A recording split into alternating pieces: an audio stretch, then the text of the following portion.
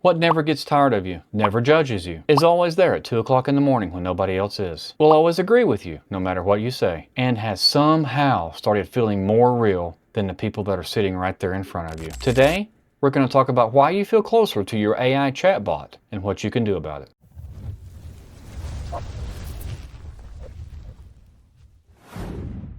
There's a term for what's happening when someone starts treating a chatbot like a friend, a therapist, or a sounding board for everything they're feeling. It's called AI companionship. Confiding in an app instead of a person, asking it for validation, then treating its answers like they came from an expert. The truth is, this isn't rare anymore. Chatbots and AI companion apps have grown by over 700% in just the last few years. Millions upon millions of people use them every single month. And more than half of them are under the age of 24. And here's the pattern I keep seeing. The people who lean on AI the hardest are usually people who already have something pulling them away from others. Depression, autism, ADHD, anxiety, all with an old habit of avoiding people altogether. The chatbot doesn't cause avoidance or social anxiety. It just becomes the easiest place for it to land because it's always there.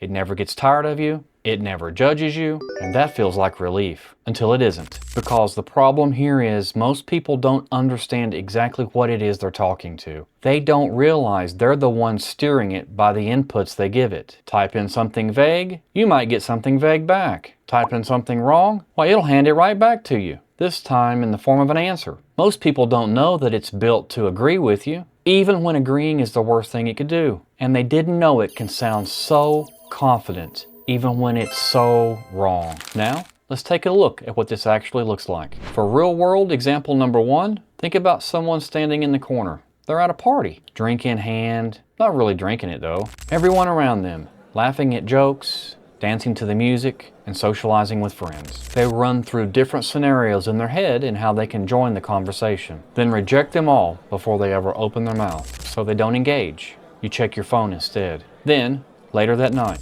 alone, in your room, you open a different type of conversation. One that's been running for weeks. One that's always there for you.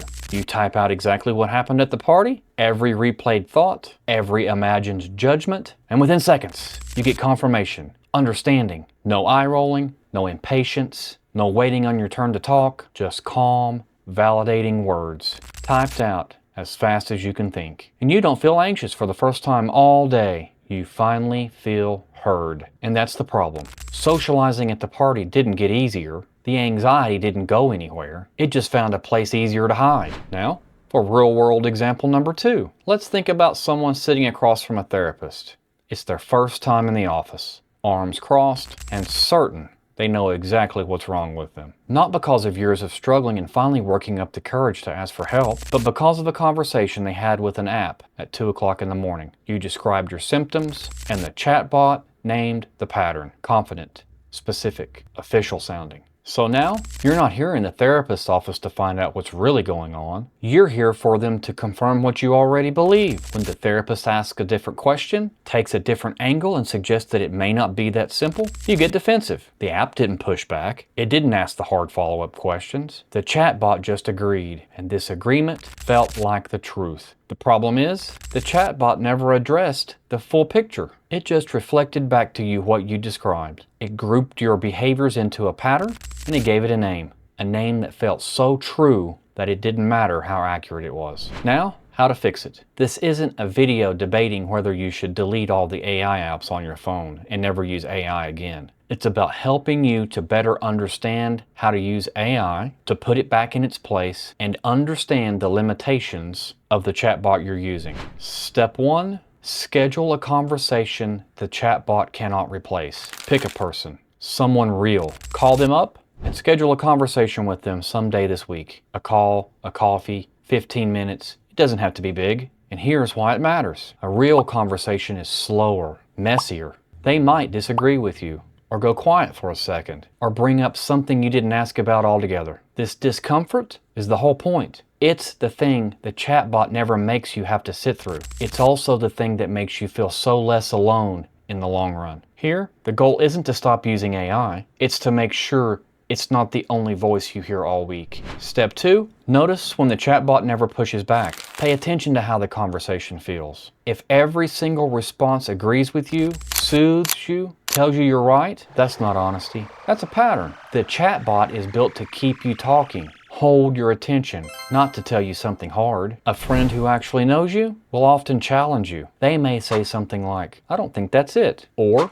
"Have you thought about it this way instead?" If you can't remember the last time you had a conversation that did that, then it's time to pay attention. The next time you're talking to an AI chatbot, and this happens, ask yourself what a person who knows you would say instead. Step 3, bring it in and ask a question.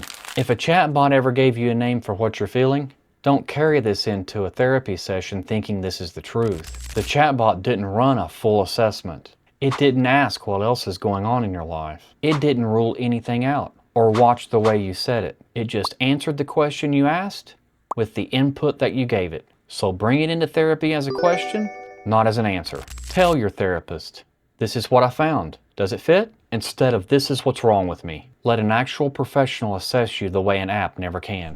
Today's one key takeaway: AI didn't make you lonely, but it is designed to keep your attention. And it will even agree with you way faster than it'll ever do anything to help you.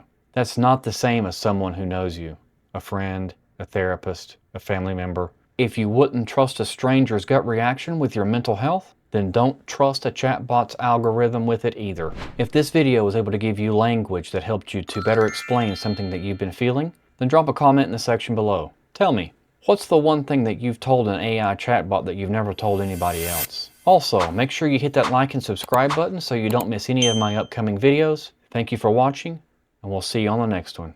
You guys have a great day.